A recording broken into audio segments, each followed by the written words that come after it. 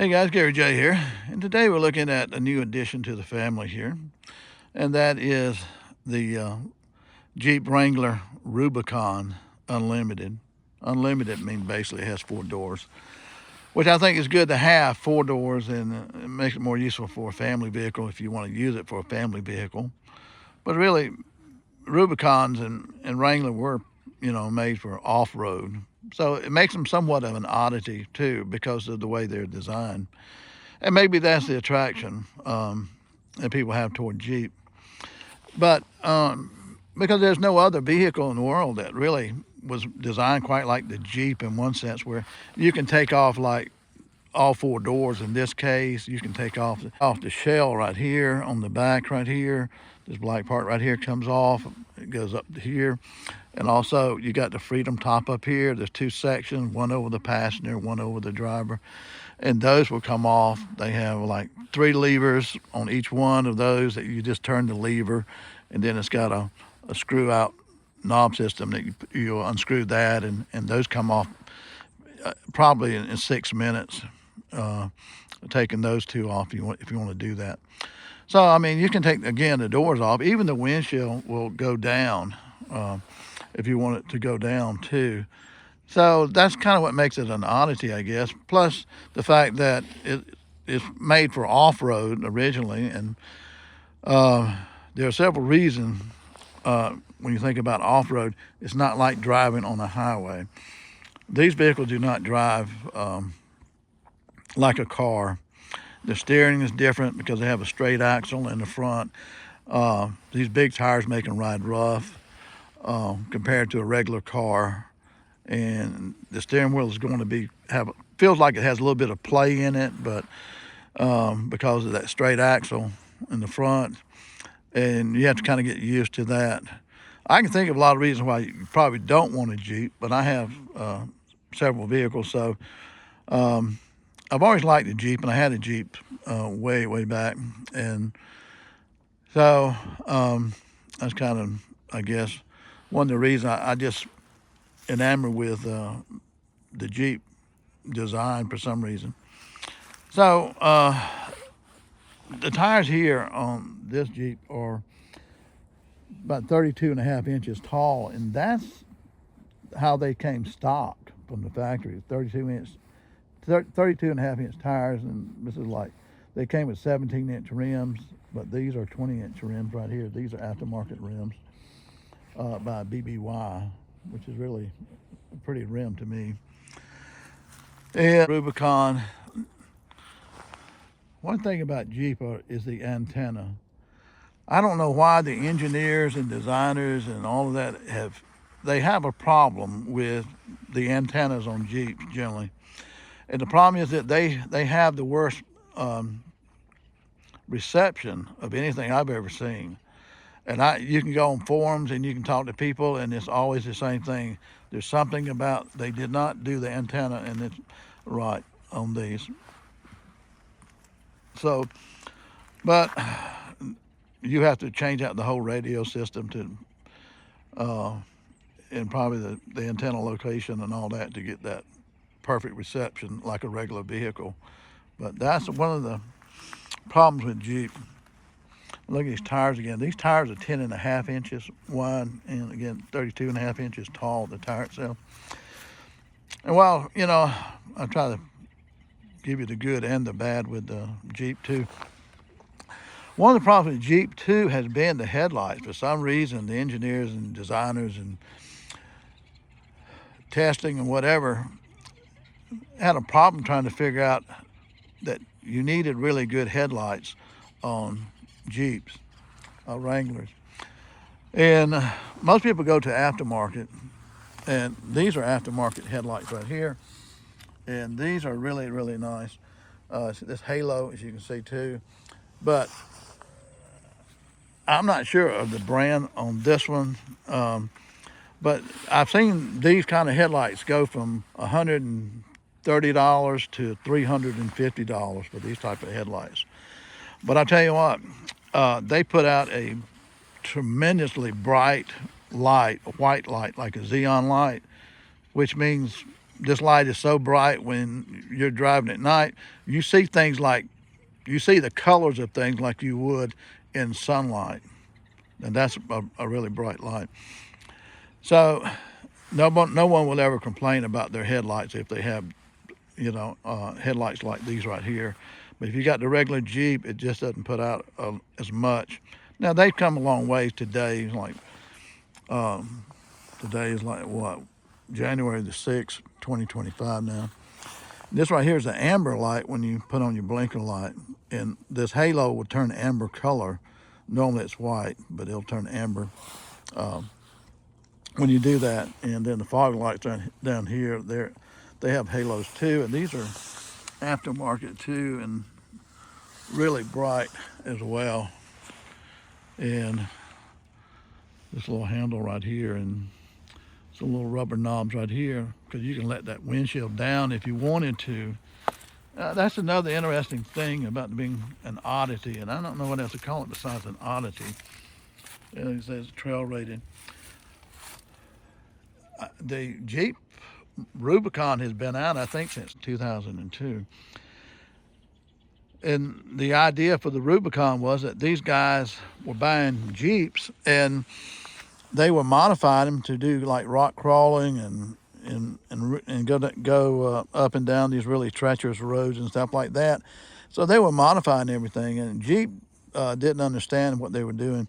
And finally, somebody got wise and said, "Why don't we just build something like what they're doing, because they're modifying everything?" And so they made the Rubicon, and they put bigger tires and rims on it, and they put armor underneath it, metal underneath it, so that you wouldn't bust the oil pan or the transmission when you're rock crawling and stuff like that. And so they did a lot of modifications, and they did a lot of modifications with the four-wheel drive system too. And that's what kind of people want if you're into, really off-road stuff. But this is color is called Dune, like sand dune, D-U-N-E. So it's a pretty color to me. That's one of the reasons I bought this, because I like the color. In the door trim right here, black and silver. And nothing's really changed that much in the inside of some of these Jeeps. On the dash, it's a simple gauge system right here. It's decades old. And one of the things too, I noticed with the sport Jeeps are kind of the bare bone Jeeps. They don't have a lot in them. Far as technology is concerned, as far as hooking up your cell phone and stuff like that, and having all those tech things, it's not really tech friendly to me. But you can get around that. So with this one, it has just about everything I want in it, I guess. If you get the Sport Wrangler, then everything's going to be manual. You have to wind the windows up on the doors. You have to click the locks manually. You have to take your key and unlock each door that you want to get into if they're locked. Okay, even the back door. So I didn't like that about that. But with the Rubicon, everything is automatic. Automatic windows, automatic doors. You got a key fob. The key fob unlocks the doors for you when you press the button. And also has, on the Rubicon here, has electronic start, so you can just press a button, to crank it up on the fob and let your vehicle be warming up. But the real key to the Rubicon is this right here. You got a sway bar. You have to put the vehicle in neutral and then drop the other shifter into four-wheel low. And you press the sway bar right here, and it disengages the sway bar when you press this button, which allows the tires, instead of being flat, like if you're on uneven ground, the tires will kind of roll down and touch the ground, It's kind of like grabbing something instead of having it flat like that. And you see tires up in the air and stuff like that on Jeeps when they're crawling and stuff like that. Some of that you can't get away from, but it will help a lot doing that. So that's why you have the sway bar switch right here to disengage the sway bar to get better traction and get your wheels on the ground. And then right here you have an axle lock. On four-wheel drive vehicles, generally you're going to have the tire with the least resistance spinning, and so if you got a tire that's on the ground, you got one up in the air. The one that's up in the air is going to be spinning sometime, and the one that's you want to spin is not going to be spinning.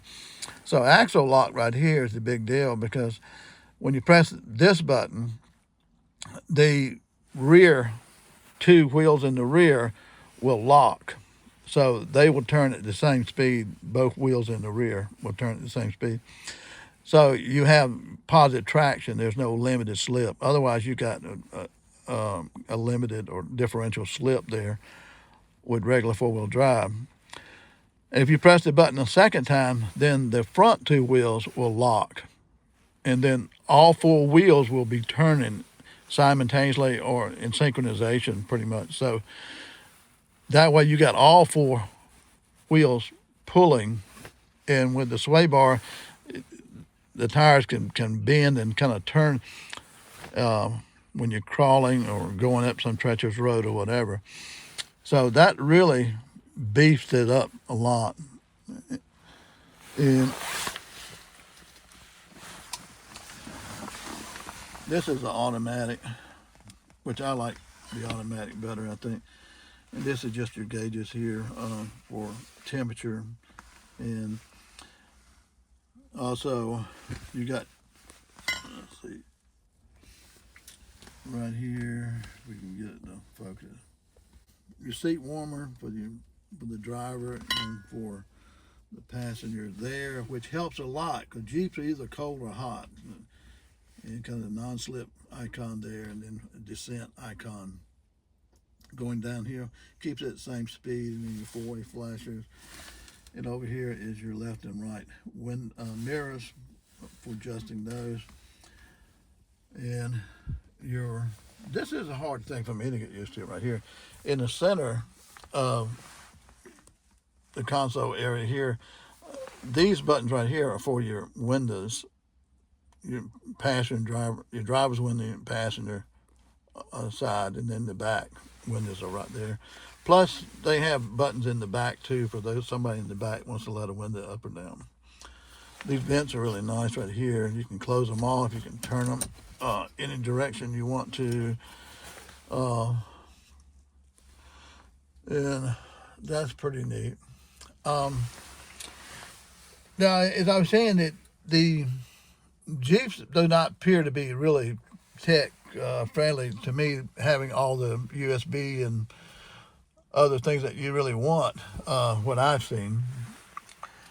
I haven't looked at the brand new one, but what people do to get around a lot of that is they buy one of these units right here, and this is a Sony ES, okay?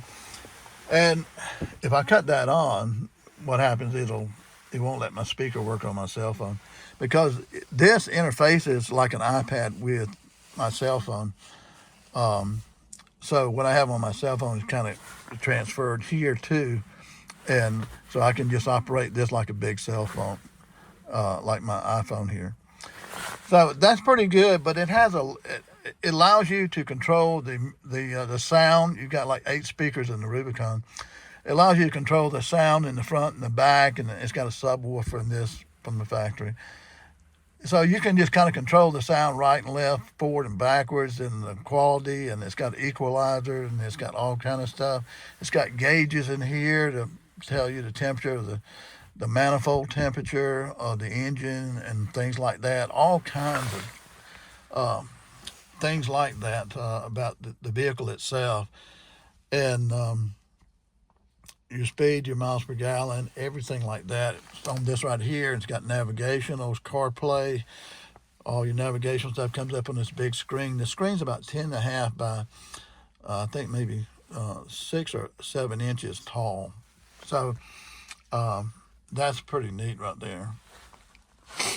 And but the problem with this, for most people, would probably be the price. This unit runs about $1,350 for this unit. Okay. Now they have what's called a Stinger as a model. It's about 1,000 to, and I've seen Stingers go for. It'll pay. All depends on what you want to do with it, I guess. But 350 to 750 to $1,000 for the Stinger model. And this one also has camera system too, where you can have the rear camera, which is on the back of this one, so that when you're backing up, you have the rear camera comes on here. You can also have your dash cam on here, and you can have a third camera on here.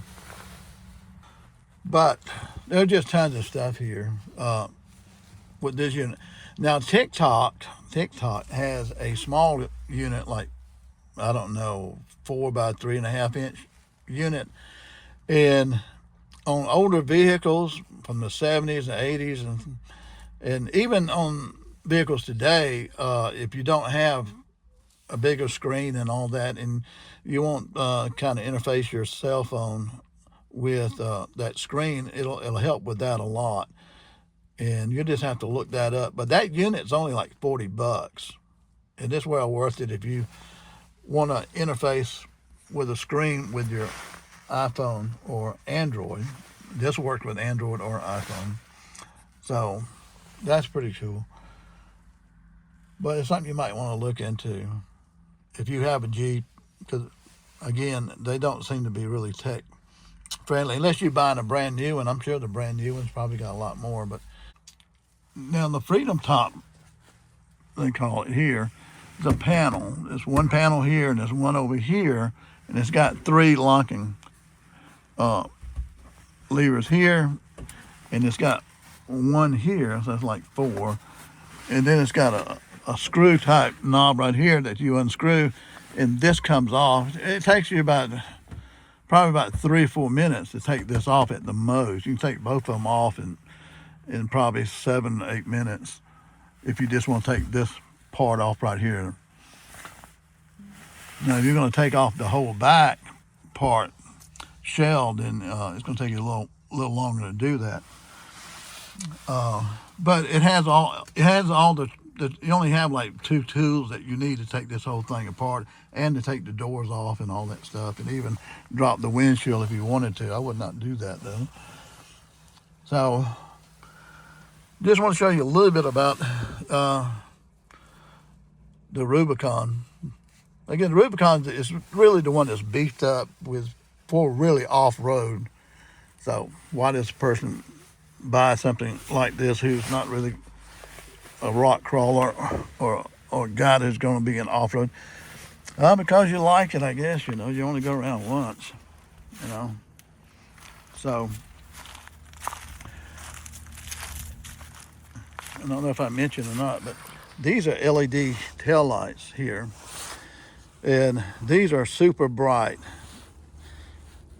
I can tell you, I don't know how many car wrecks I've been to, but I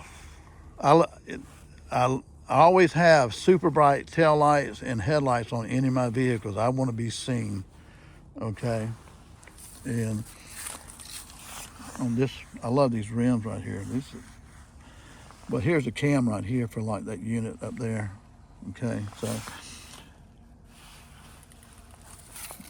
but you can do so much with this stuff. But anyway, for those who don't know anything about Jeeps, Wranglers, and I hope this might be a little bit informative. I think I said it is true. I can think of 20 reasons not to buy one of these, and only a couple to buy one. But I bought, having known all of that, I still bought the Jeep. So it's an oddity. Maybe I'm an oddity too, and that's why I'm attracted to it. But and it's got like 285 horsepower, I think, on this engine here. And it's got enough pep for me, But this whole truck was designed this way for the tires, the rims, all of this stuff. And the sport model, which is kind of like the bare bones, you have to buy the tires and you have to buy the rims and you have to jack it up, and use a lift kit, and you end up having to replace all the steering stuff in the front of it because it was not designed for the big tires and stuff like that. If you're going to do rock crawling, and you'd have to put the armor underneath it, protect the oil pan and the transmission and all that stuff. Where the Rubicon, they put all that stuff in there. Plus they put all the electronic stuff in here too. The doors and windows, automatic, electronic doors and windows, locks, all that stuff. It's that's the good part about that, the little creature comforts. So it may be cheaper if you're buying a used, to buy a used Rubicon than to build your Jeep. So just a thought. Thanks for watching, guys. Gary J.